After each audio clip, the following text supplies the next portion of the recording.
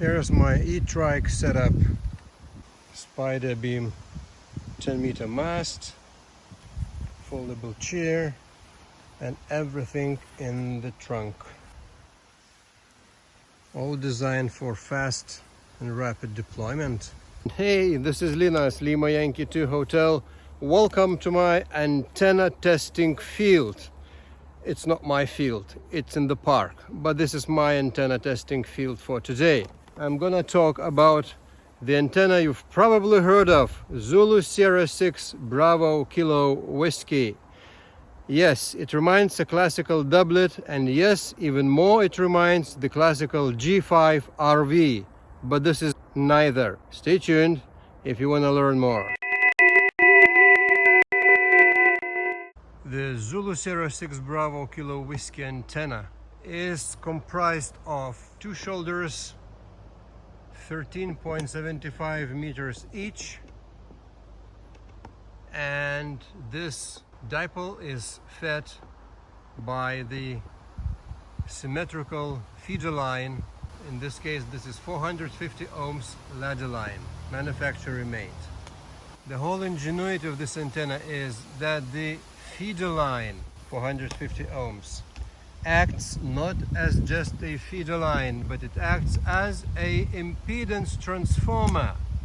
And mind you, if you choose carefully the length of the shoulders of the antenna, and if you choose carefully the length of the feed line, then you can design a resonant antenna, not just a doublet, which is unresonant antenna, but a resonant antenna. So, and here's the whole ingenuity. You probably need the tuner only for 80-meter band, and the other bands should be okay. Will it be okay? We'll see today. So this is my 3D printed Dipole Centre, and all you need to do to fix it to the mast is simply slide on this part of the doublet center onto the segment of the top segment of the mast. Slide it on, and it comes down to the point where it doesn't move anymore, and that's the beginning of the first section, bottom of the first section. That's it. No bolts, no screws, no clamps, nothing, and it's gonna sit like, very firmly. I decided to fix the antenna to the mast already with the mast extended on the ground, and then to lift it up. It's pretty lightweight, and it could be easier this time, because otherwise the mast sometimes tends to collapse down, actually, under its own weight or under the weight of the antenna. So we will see.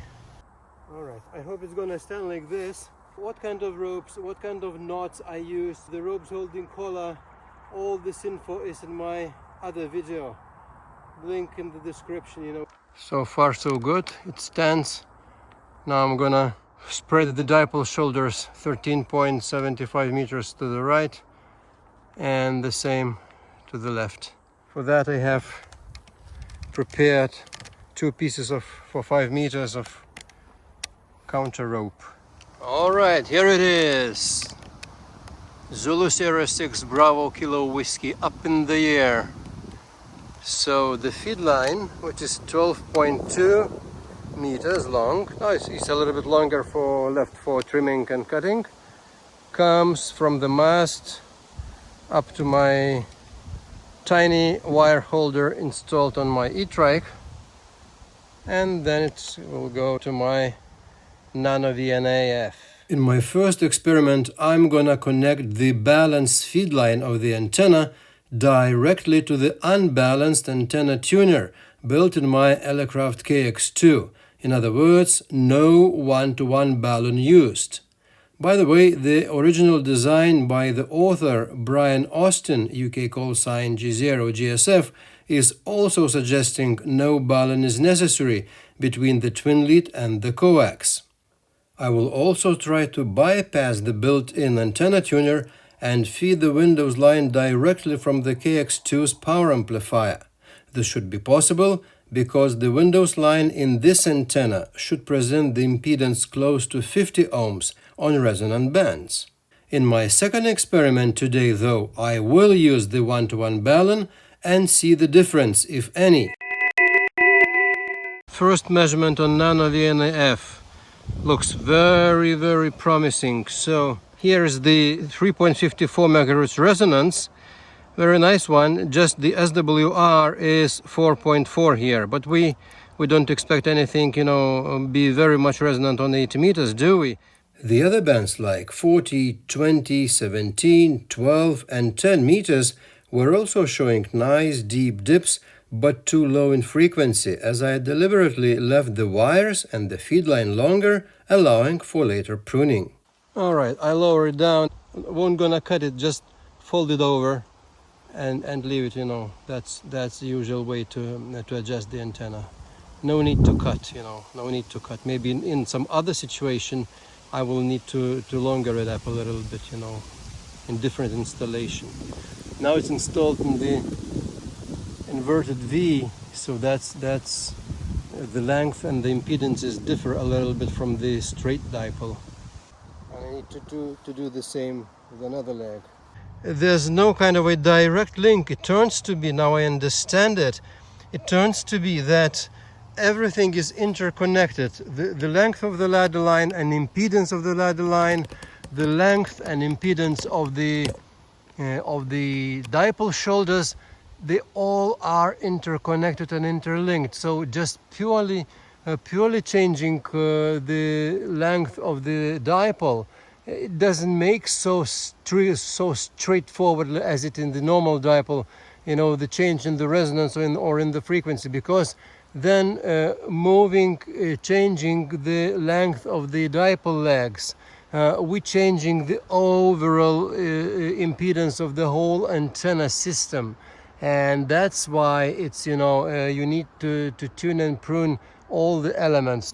Alright guys, so now the final cut. After the final cut of 5 centimeters of ladder line or feeder line, so I got the length of the feeder line 12.2 meters as it's described in the prescription, in the description, right? So and after I did this last SAMS cut, I'm amazed now what I see on my nano VNAF. So here's 80 meter band resonance. SWR was at 4 in the beginning. So now I have to say my enthusiasm was premature. I had to take a chill pill and acknowledge that the SWR detected by the radio a few moments later will be different and higher than the one detected by the nano VNA. There could be 1,000 reasons for that, and you are welcome to analyze them all in the comments section. For now, let's take the nano VNA's readings as a general proof of nice resonance spots on 80, 40, 20, 17, 12 and 10 meter bands with various levels of SWR, some of them like 80 or 17 meter bands clearly needing a tuner.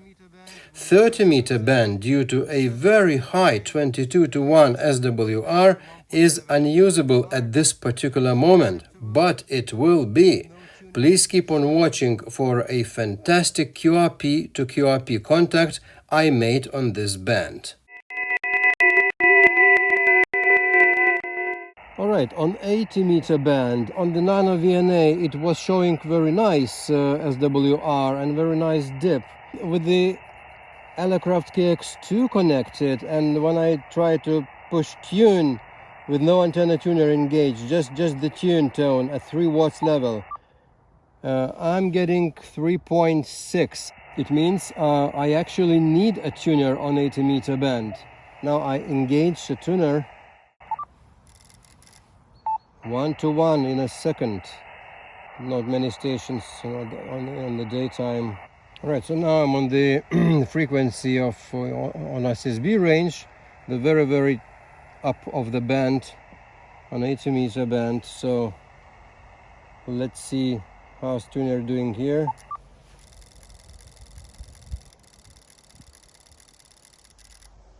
One to one, no problems. CQ, atsakau visiems, Elecraft Henrikas, portabilus, Lima Yankee 2 Hotel Portable, Lima Yankee 2 Hotel Portable, CQ. With the touching the box, nothing happens. It means there's no common mode on the radio, and this open wire line is just, it goes straight into the tuner, and tuner copes, and that's it. I don't need any coax to ladder line transition via the transformer. All right, it's too early for 80 meters. All right, on 40 meters. Nice SWR.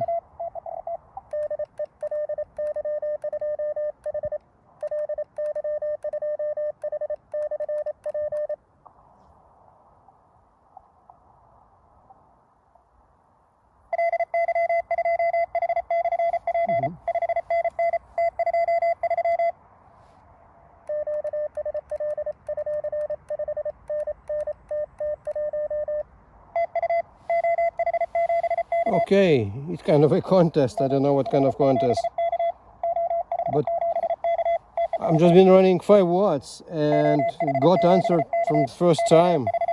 Very good. This is no tuner, no common mode current which I could feel, on my radio, on touch, or on behavior of no, nothing. So I actually don't need this one-to-one transformer. All right, on 20 meters. Oh, very nice SWR. 1.3 to 1. Scandinavian activity contest.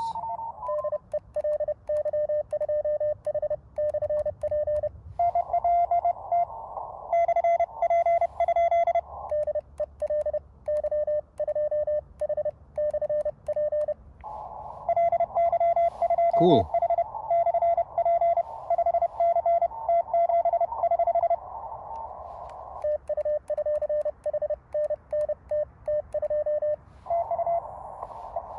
Hotel Queen 6, Echo. I'm running 5 watts on 20 meter band, no antenna tuner, fantastic. Very good reception on 20 meter band, very quiet, even as the town, city around.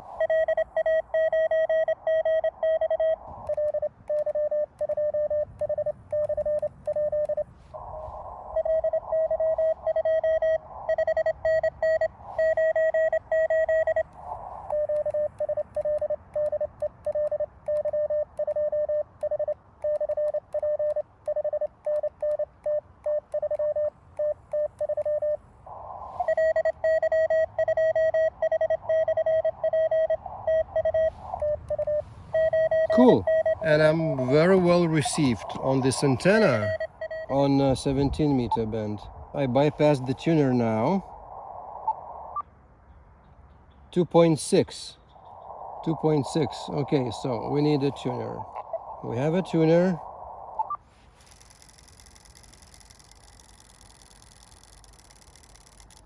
One-to-one, no problems. 17 meters work band is tunable.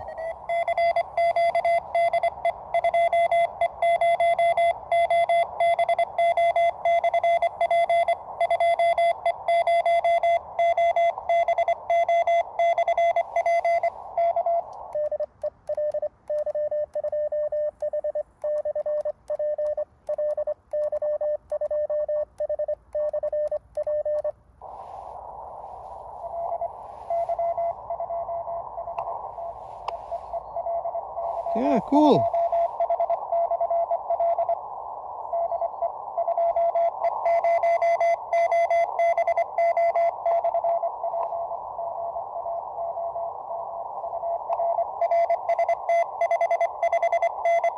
$559. Alright, on 15 meter band I need a tuner because the SWR without the tuner is like 15 to 1, which is a little bit too much. Let's switch it on and now let's try to tune.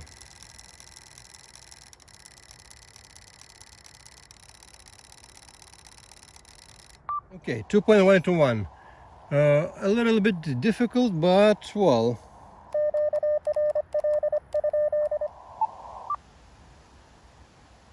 Alright, on 12-meter band 2.1 to 1, the tuner will help it easily. 10-meter band. Okay, pretty high too, 4. And tuner tunes 1 to 1 on 10-meter bands with no problems, as it does on 12-meter band 2. Attention please. Conclusion number 1.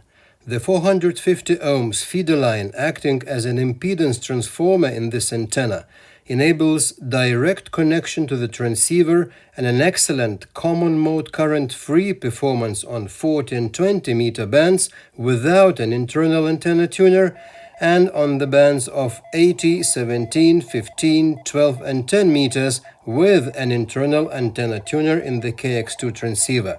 So far so good, but let's get back to the 30-meter band and the 1-to-1 Balun question. Stay tuned. 10 megahertz with a tuner.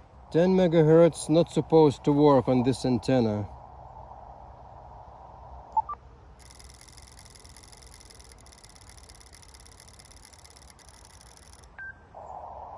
Okay, tuner made 4.6 out of 20 something.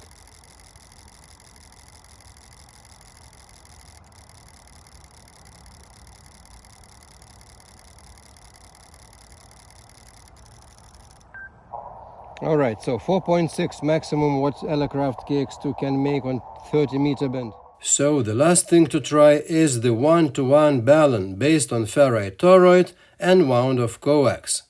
One end of it I connected to the Windows line feeder, the other end of coax to the radio. This configuration, by the way, is the most popular setup among the fans of doublet type antennas. Now let's try tuning.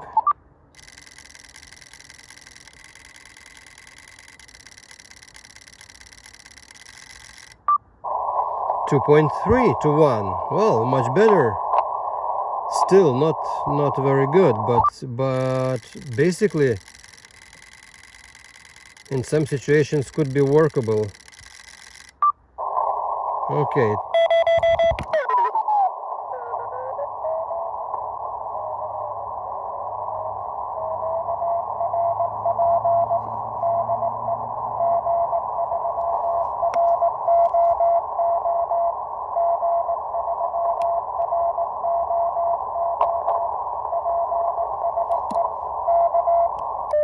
It took me numerous attempts of calling before G3ROO dug my signal out of a noise and gave me a report.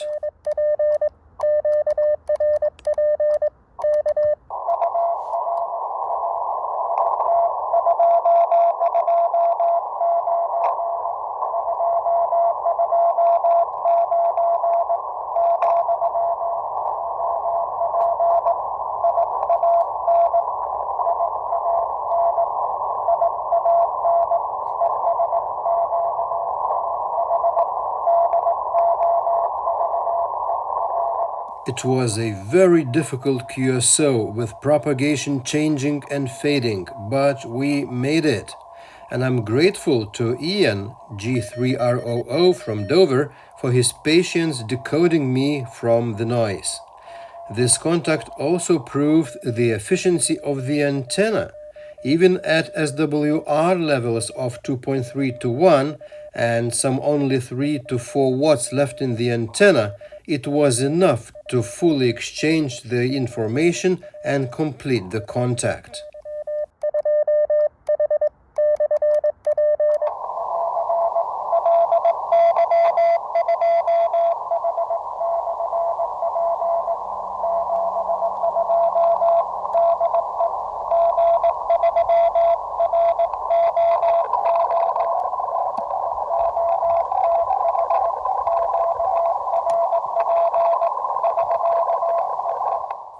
Attention please.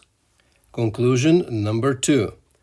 The ferrite 1-to-1 Balun alters slightly the overall impedance of the antenna system on one hand, and on the other makes tuning by the antenna tuner easier on the bands otherwise hardly tunable, which are 30 and 15 meter bands. 40, 20 and 12 meter bands are good to use without the antenna tuner, and all the rest, like 80, 17 and 10 meter bands, are easily managed by the internal Elecraft KX-2 tuner. The tuning by the means of balanced antenna tuner was not attempted in this video, but might be in coming others. Therefore, you might consider subscribing in order not to miss one. 1.6 to 1, very good. This antenna is very interesting and very educational, and it's really pretty effective. Actually, it works on all the bands, 80 to 10 meters. It depends, of course, on the configuration and on the band, but on some bands you can use it straight connected to the transceiver with no even the one-to-one balun and with no antenna tuner, and it works very well. That's 40 and 20 meter bands, which is very nice. So with antenna tuner and without the balun, it also works on most bands except of probably 30 meter band, which is complicated, but with one-to-one balun wound on the ferrite core and with the internal antenna tuner, it works and it tunes absolutely on all bands, 80 to 10 meters. So I would say this is very interesting and prospective antenna to use in the fields. This setup is extremely effective, I would say, because I'm now here in the valley and I'm not in a very good position, to make some distant or QRP contacts, but I did today QRP to QRP on 30 meter, which was, tuned 2 to 1, which is on the limit, on the verge of, so to say, usability. But it was usable, and QRP to QRP with the station from England. That's very good. So that's it for today, guys. Please leave a comment in the comment section.